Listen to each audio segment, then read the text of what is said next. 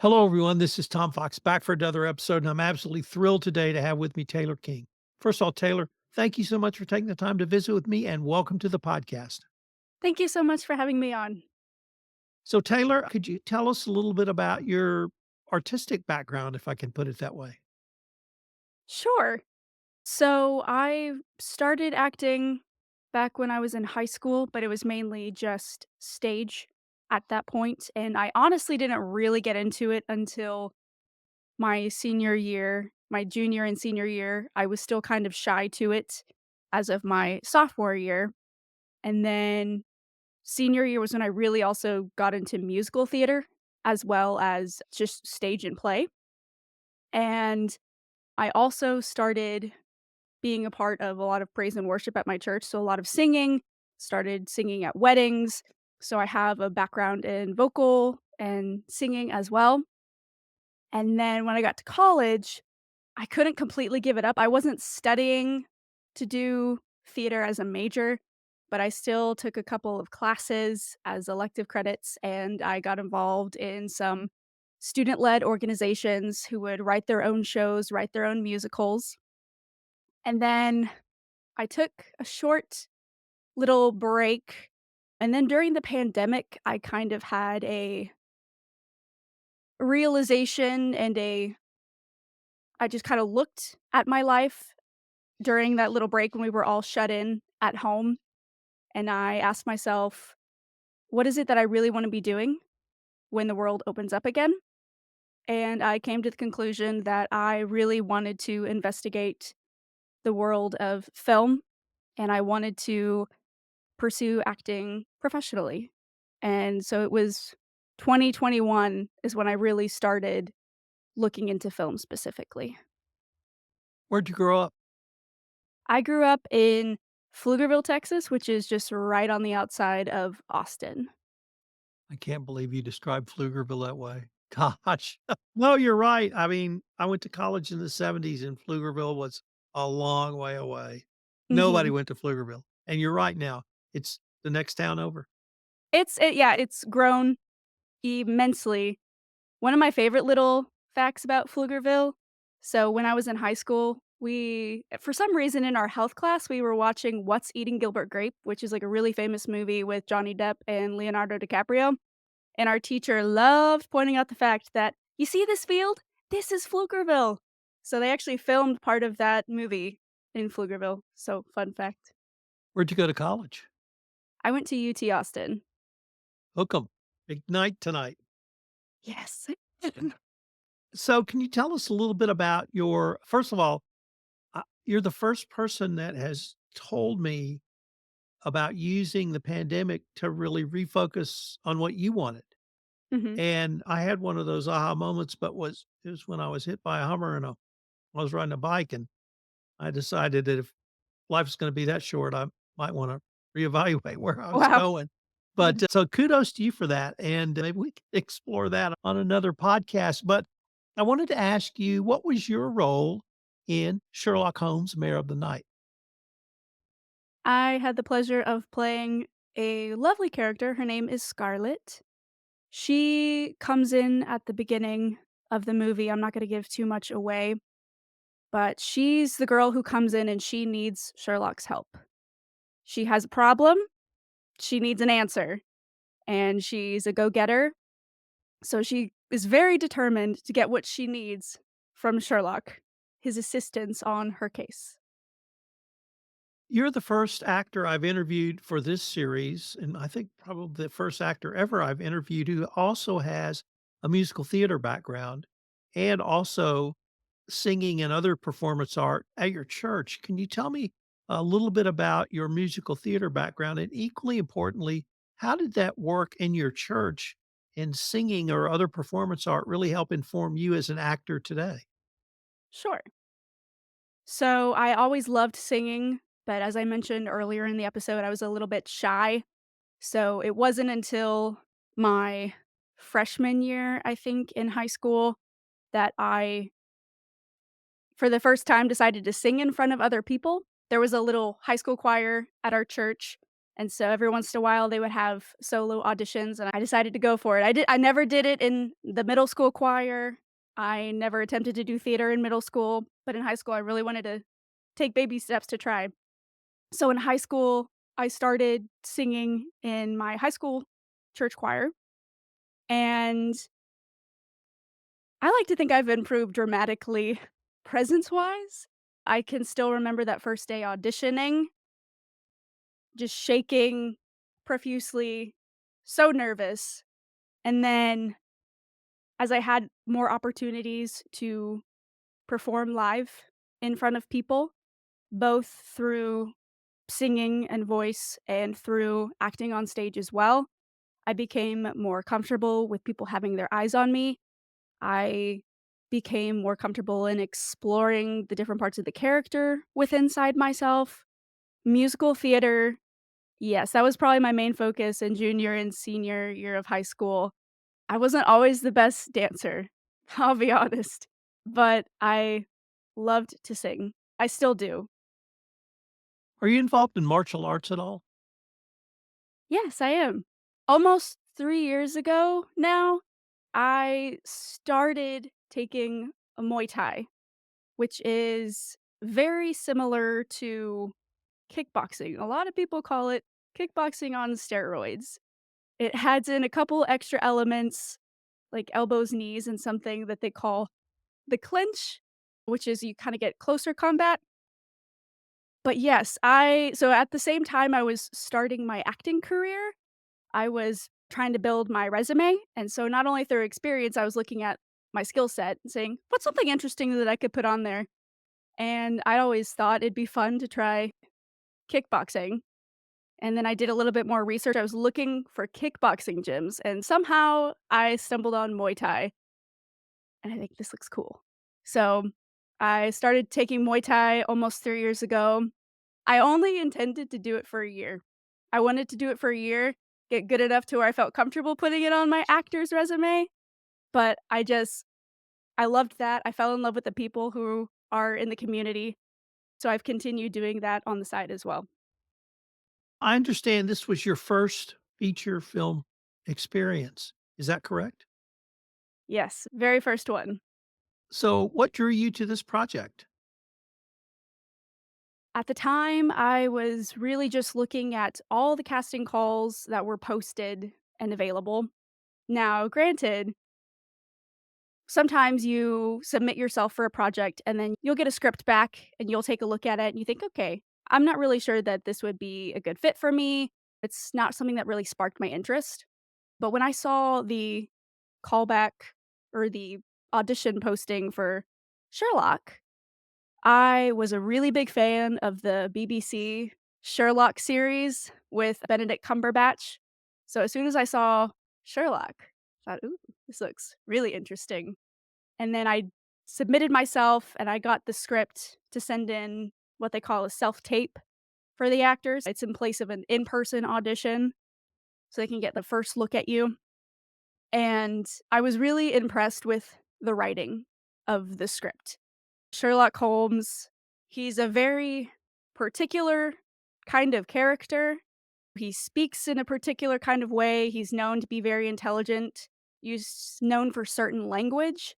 So when I saw the script that was written, I thought, okay, this person, they know what they're talking about and they're really interested in doing a good job.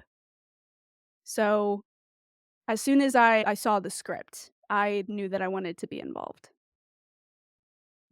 As I mentioned earlier, I've interviewed many of your colleagues, some of whom played, for instance, Les Best played Sherlock Holmes himself. So we had actors playing very well known, very established characters. Your character may have been less well known or may have actually been written in for the movie, but I wanted to ask you, did you feel that sort of gravitas or that you were a part of something bigger than yourself because you were acting in a Sherlock Holmes movie? You mentioned your love of the BBC series. I have that same love. I'm doing the entire Conan Doyle oeuvre on a podcast series about Sherlock Holmes. But even for an actor like yourself, playing a character who may not have been written into any of the short stories, did you still feel that sort of gravitas of, "I'm part of something that literally goes back nearly 150 years now"? Yes. I felt a lot of pressure for 2 reasons, mainly, honestly, because of the people that I was working with. My character, she is written specifically for the film, but working alongside of the other actors, working alongside Les and Michelle, honestly, just seeing the energy and the motivation and all the input that they were bringing into it, it set such a high bar for everybody, for all of the actors, for all of the set and tech and makeup crew. I think we all felt that this was really something special. Yes, indeed, because it is Sherlock and it's something that people are going to have expectations for. And then again, just because of how everyone was just showing up to begin with. And that really leads to my next area I wanted to explore with you, which was the collaborative nature of the entire production. You obviously mentioned the other actors, but you also mentioned the set crew, the tech crew, the producers, the assistant producers, CJ himself. Could you speak a little bit about the collaboration? And if you want to limit it to your character, that's fine. But what did that mean for you personally? Absolutely. Yes, there was collaboration on all aspects. My main job was an actor, but there's scenes in the movie where I'm gonna be able to point to it and say, "I was holding a light board. I was helping to sprinkle snow into the area." Everyone was involved all the time. So a lot of times as an actor, what I learned on this project being my first is that you're gonna be on set for a long time, but you're not always gonna be working in your scene or working in the camera. And that was the amazing part of the entire cast and crew is that no one really wanted to stand around and do nothing. Everyone was always willing to hop in. "How can I help? How can I hold this light? Can I help grab a prop? What can I do to further the story along?" Actors were helping in the tech area. I believe some of the tech crew were first timers, so they were getting to learn a lot on set because they wanted to do an amazing job. I think people were crossing over in their areas. There were people who had never done makeup before who were like, "I'm gonna learn how to do makeup so I can help in this area." The collaboration between the other actors and with CJ, that was a lot of pre-work before even coming to set. I think other actors who have been on the podcast mentioned how CJ always made himself available. I would say that was 100% true. He would reach out to us, say, "Okay, I've sent you the scene. What do you think about it? What do you need clarification on? What can I do to help you?" And we also, as all the actors, we would have different meetings before coming to set. We would discuss the material, we would discuss our characters' backgrounds, what we think is happening. I think this was also said on a previous episode, but what was involved was just so much passion. Everyone who was involved wanted to be there and wanted to give it their absolute all. And that's why I'm so happy and also terrified that this was my first project, because part of me is afraid that I'll never find anything like it again. It was just a really wonderful first experience, a blessing to be a part of. How did you prepare for your role since this was your first feature film? Did you obviously drew upon past experiences? Could you maybe walk us through your creative process to get to the character we're going to see on the screen literally in a couple of weeks? Sure. So, first of all, I had to acquaint myself with the times. Obviously, the film does not take place in the 2000s. It takes place in the 1800s in England. I am a girl from America in the 2000s. After having a lengthy discussion with CJ about his vision for the character, I started doing a lot of research about where were women in this time and age? Where would I have been coming from? What kind of career, what kind of dreams did I have as this character?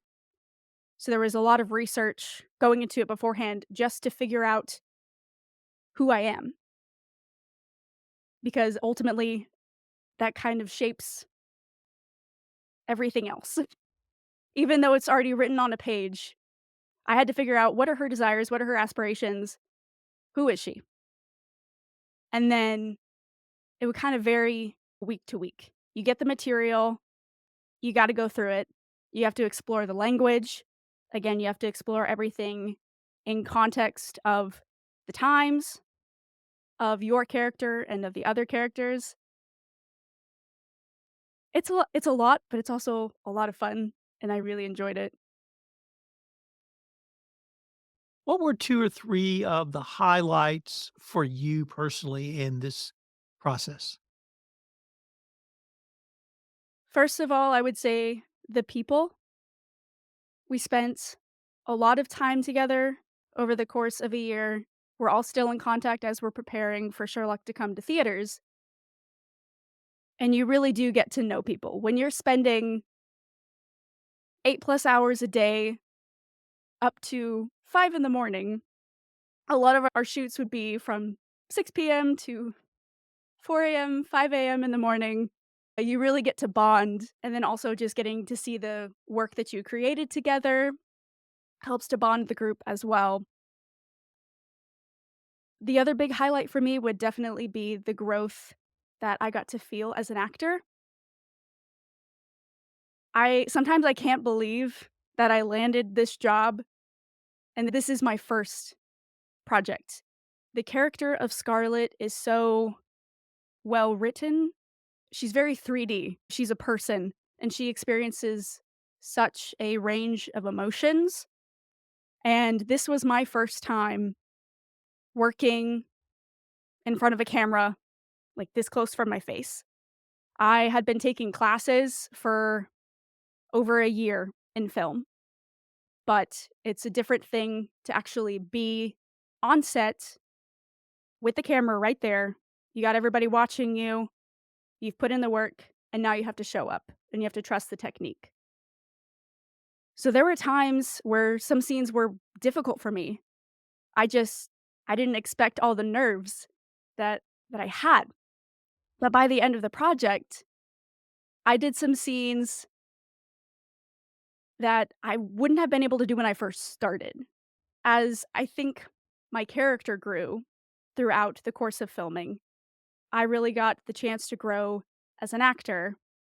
And again, it was just so helpful to be working with CJ Goodwyn, be working with Les and Michelle, people who were supportive and really fostered an environment where I could grow and I could explore things. Let me ask you to maybe look down the road a little bit, and how can you use this experience in your career going forward? Is it the professional growth? Is it the greater confidence in yourself? Is it having worked with people like you just named on a resume? Is it all of the above? Is it none of the above? It would be all of the above. I think I learned to work in a smaller scale, so even though at times there were a small number of us on set, we were able to accomplish such big projects, such big effects, learning to make do with the people who are around you, how to work together well, learning how to handle nerves on set, how to handle nerves in front of the camera. Again, I'd mainly just done stage at this point. I had classes, but this was my first actual in-person experience working with the camera on a real job. So now I do feel much more confident because with the right direction, with the right support, I was able to see myself accomplish hard things and hard challenges. And I think it's also just gives me inspiration knowing how wonderful it can be. I really didn't know what to expect when I came in. I had never worked with any of these folks before. They're all in Kerrville and San Antonio. I was in Austin. So they were all brand new faces to me, but working with wonderful artists and wonderful human beings, it helps you to look forward to what comes next. Taylor, unfortunately, we are near the end of our time for this episode. But before we leave, I wanted to ask you if our listeners wanted to connect with you on any social platforms, what might be your preferred social platforms for connection with your audience and fans? Sure. You are welcome to follow me on Instagram. My handle is Taylor underscore Ann underscore King underscore. You're also welcome to connect with me on Facebook. Be sure to check out our Sherlock Holmes Mayor of the Night website. We also have a Fandango, so you can find the theater that's closest to you. Taylor, I wanted to thank you again for taking the time to visit with me, and I hope we can continue this conversation. That sounds great. Thank you so much for having me.